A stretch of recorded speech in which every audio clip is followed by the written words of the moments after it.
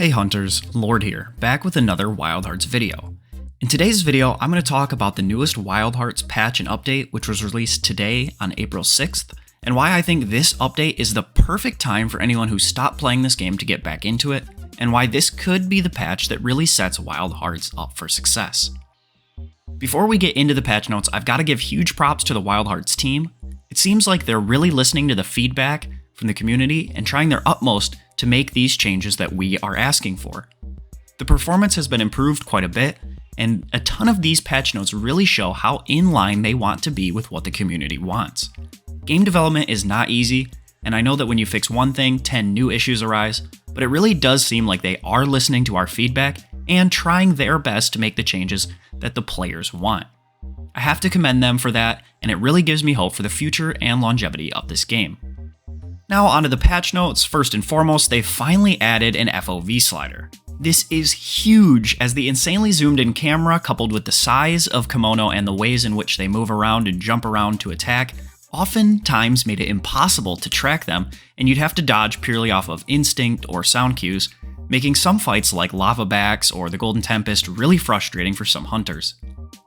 Now, there has been a cheat engine modifier available on PC to change it for quite some time now, but that didn't help anyone on console at all, so the devs adding this is a massive boost in quality of life, and I definitely think will make this game so much more enjoyable to play. Now, as most of you will know, I have played this game a lot with Fumetto, the gunning guru. He made a great video touching on all the little things Wild Hearts needs to tweak to really bring out the best in their first game. I'll link that in the top corner now, as well as down in the description. But Fumetto and I shared a lot of the same complaints, and one that we spoke about often on stream that he talked about in his video as well, was that there needs to be a way to clear up your Dragon Karakuri from the map without having to run up to each one and delete them individually. Well, as you'll see with a lot of these patch notes, the Wild Heart developers are listening, and in this patch they've added an option that you can use from the map to either delete all your Dragon Karakuri or even just one at a time. This is huge, since a lot of time goes into optimizing your camps and dragon vines and your other Dragon Karakuri, but not always being able to find or remove older ones that we have set up, and we didn't know the kimono spawns and camp spots as well, was a real issue, so this is going to be another insanely great change to the game.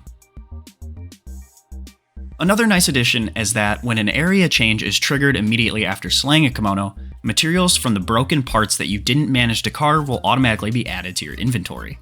Again, this is a great change since sometimes in the heat of battle, you don't have a chance to carve, and you may slay the kimono without knowing that a cutscene or area change will immediately occur, so just another nice quality of life update.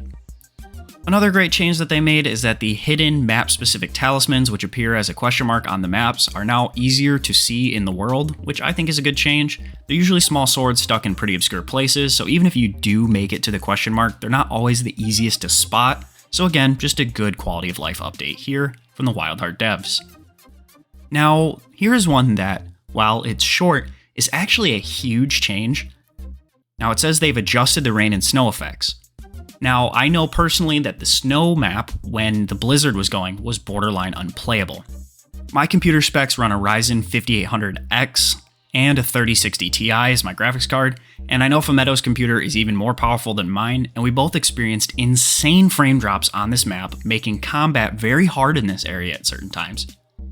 Some of my friends and people in my Discord have even had to stop progressing the game altogether, as they just literally couldn't handle the heavy snow effects in this map and made combat impossible to do, and they couldn't beat Deathstalker. This is a massive change that should make this map infinitely less frustrating to play on.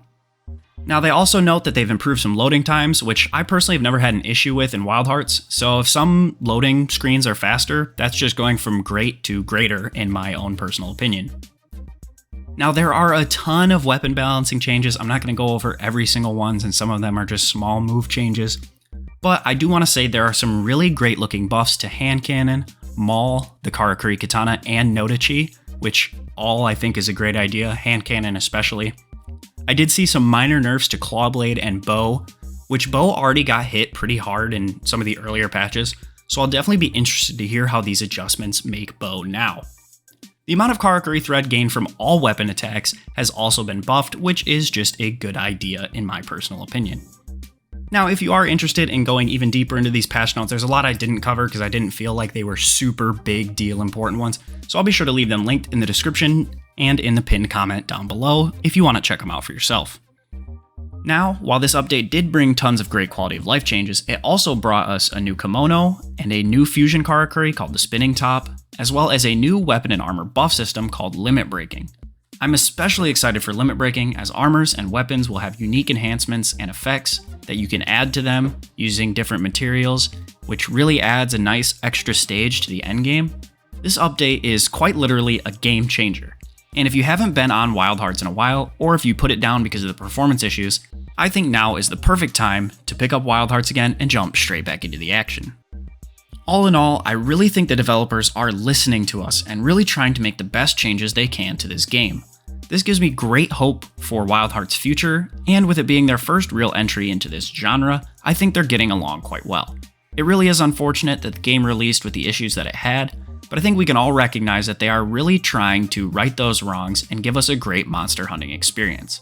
The updates have been coming regularly, and the content has actually been very, very good. We also now know that 2 weeks from now, on April 20th, there's going to be another update to the game, bringing us another deeply volatile kimono to hunt.